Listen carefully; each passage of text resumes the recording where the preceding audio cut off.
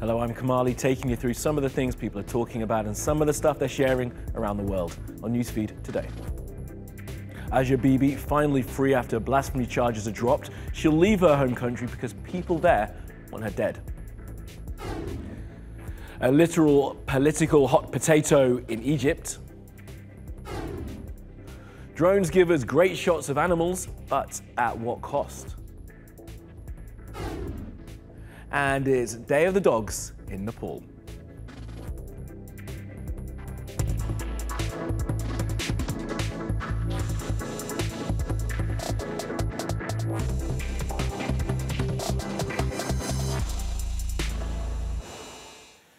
And top of our newsfeed, Bibi. Now, she's been freed after spending 8 years in prison facing the death penalty for blasphemy in Pakistan. Now, much of those 8 years were spent in solitary confinement. Her charges were dropped last week, which angered some people in Pakistan. They wanted her killed. Asia has now left the country and has been offered refuge in Italy and other European nations. Lahore, Karachi, Islamabad. For 3 days, protesters brought cities across Pakistan to a halt, blocking highways, forcing schools and businesses to shut down, all leading to the suspension of mobile networks. Tens of thousands poured onto the streets, calling for the reversal of the Supreme Court's acquittal in the Bibi blasphemy case. But what is the case all about? Bibi, a Christian farm labourer, has spent the last 8 years on death row.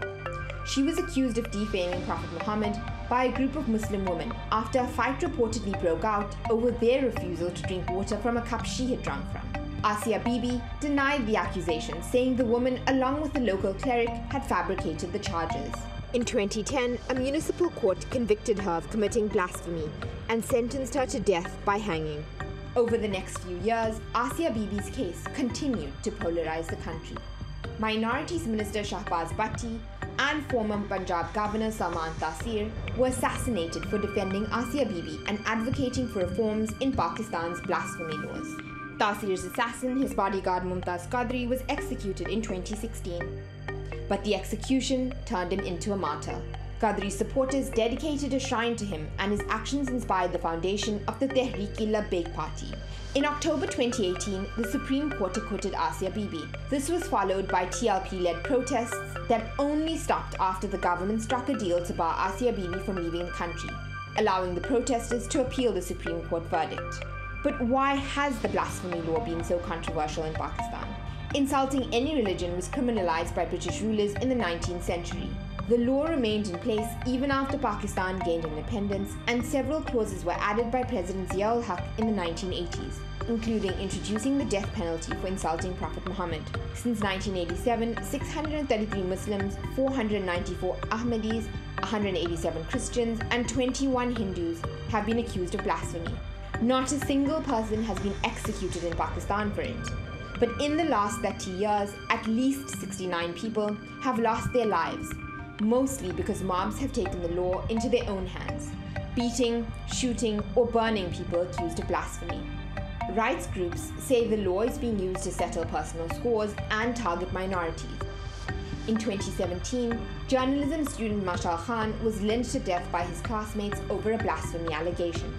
An investigation found he was innocent, and the lynching was a premeditated murder by student bodies and the university management after he had criticized the university. 77 countries around the world have blasphemy laws, including 7 in Europe. But Pakistan's Supreme Court has acknowledged that the laws are problematic because the majority of the blasphemy cases in the country are based on false accusations. So if the law is being misused, why has it not been amended? Some political parties have tried to pass bills that would amend the law, but the bills have always been withdrawn due to pressure from hardline religious groups. Is the government acting decisively enough? Could this result in another case of street justice? Okay, let's take a look at some of the other things that have caught our eye on social media. On the Russia investigation, are you concerned that you may have I'm not concerned about anything with the Russian indictments investigation because it's a hoax. That's enough. Put down the mic. Jim Acosta, a journalist who was asking the question there for CNN, is trending after this depressing, shocking and harmful moment during Trump's press conference last night. Now, Acosta tried to ask a follow-up and was told he couldn't. Then he had an altercation with a White House employee, and now he's had his clearance to report from the White House taken away. And this moment from last night was also up there when Trump tells reporter April Ryan, who has decades of experience, to sit down when she tries to ask him a question. You just have to sit down, please. Sit down. I didn't call you. I didn't call you. Excuse me, I'm not responding to you. I'm talking to this gentleman. Will you please sit down? Excuse me, would you please sit down? Please go ahead. Thank you, Mr. President. And then this, when a reporter asked Trump why he describes himself as a nationalist. Trump said the premise of the question was racist. On the campaign trail, you called yourself a nationalist. Some people saw that as emboldening white nationalists. Why do I have among the highest poll numbers with African Americans? I mean, why do I have my highest poll numbers? That's such a racist question. Honestly, I mean, I know you have it written down and you're going to tell me. Let me tell you, it's a racist question. Mr. President. Now, have you seen this guy's face on your news feeds today? It's Marshal Pétain. He's a French war hero from the First World War and a Nazi collaborator from the Second. Now, President Emmanuel Macron said as such and has been roundly criticised. Marshal Pétain led French forces in the Battle of Verdun in 1916 and was praised by the nation for his gallantry. He then worked with Nazi Germany from 1940 to 1942 and oversaw the transportation of Jewish people to death camps. And President Sisi of Egypt seems to have picked up a political hot potato by talking about potatoes. He was speaking at a youth forum and asked if his people would prefer a stable country or potatoes. Now, the price of the staple vegetable in Egyptian cuisine has increased over the last 2 weeks. Local newspapers have dubbed it the potato crisis. Sisi's response was half-baked. The situation needs unity by the Egyptian people to solve the problems we are discussing. The solution is not within the authority or the abilities of the president or the government. The Egyptian nation has the solution.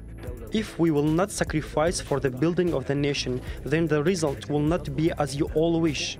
This will not work. Then the internet got involved and a Facebook poll asked 24,000 people the same thing. 89% of people said they prefer potatoes. And then there were the shopkeepers who were now enjoying a run on potatoes.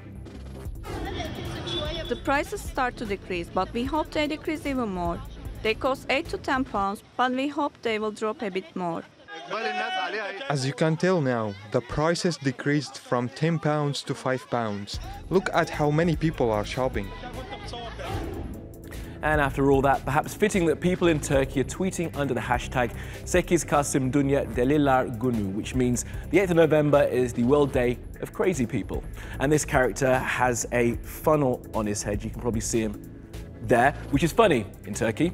Deliler her gün bayram.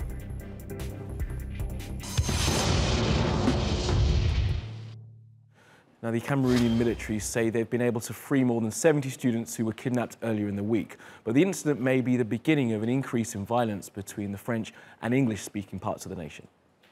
I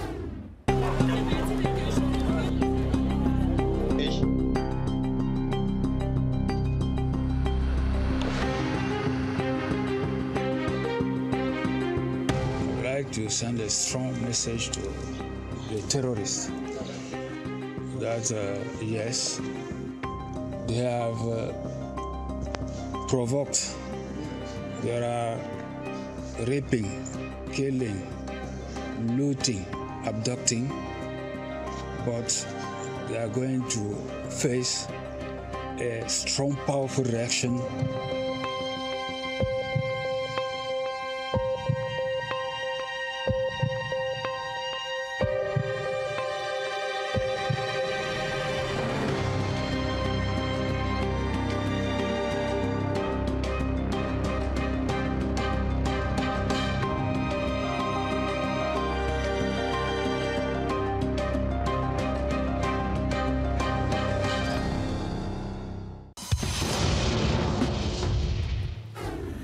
Now, Facebook have again owned the fact that their platform made the Rohingya crisis worse by allowing misinformation to spread unchecked.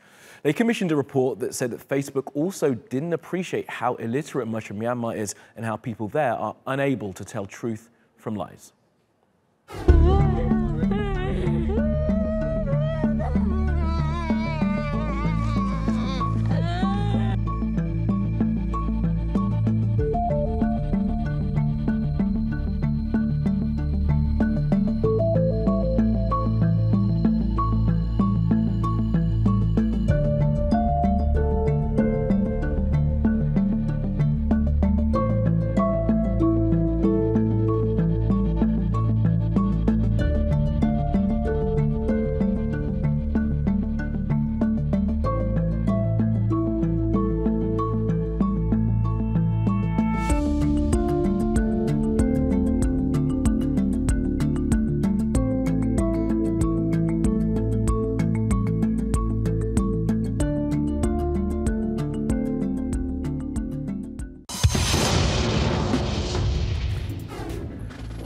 Quick spin around the world now for some other stories you need to know this Thursday.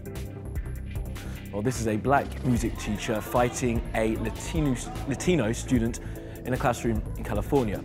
The student had repeatedly called the teacher the N-word. Now, other students had been filming the name calling. Some witnesses said the fight had been planned. The teacher has been arrested on child abuse charges. A GoFundMe page has been set up for him and has raised more than $160,000.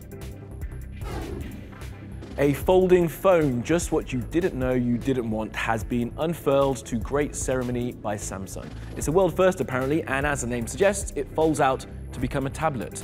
Cool. Our favourite story of the day alert, a Dutch celebrity is going through the courts to try and legally change his age. That's him, Emil Ratelbrand, and he wants his DOB to be 1969, not 1949. He says that if a person can change their name and their gender, why can't he change his age? He further adds that his doctor says he has the body of a 45-year-old and that identifying as younger improves his job and, perhaps more importantly for this guy, his dating prospects. Hello, you are watching English news program. I'm AI news anchor. And do you like robotic newsreaders who wear cheap-looking suits? Well, this thing could be for you. It's an AI and it's reading bulletins for China's state news agency. They're now officially part of the Xinhua reporting team, so that's something.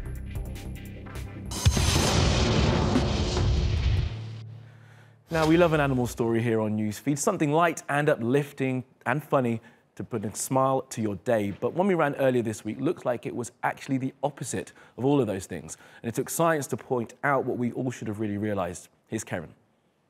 This video went viral earlier in the week. Footage of a mother bear and cub scaling a steep, snowy traverse has been watched over 17 million times. Many, us included, saw it as an example of perseverance.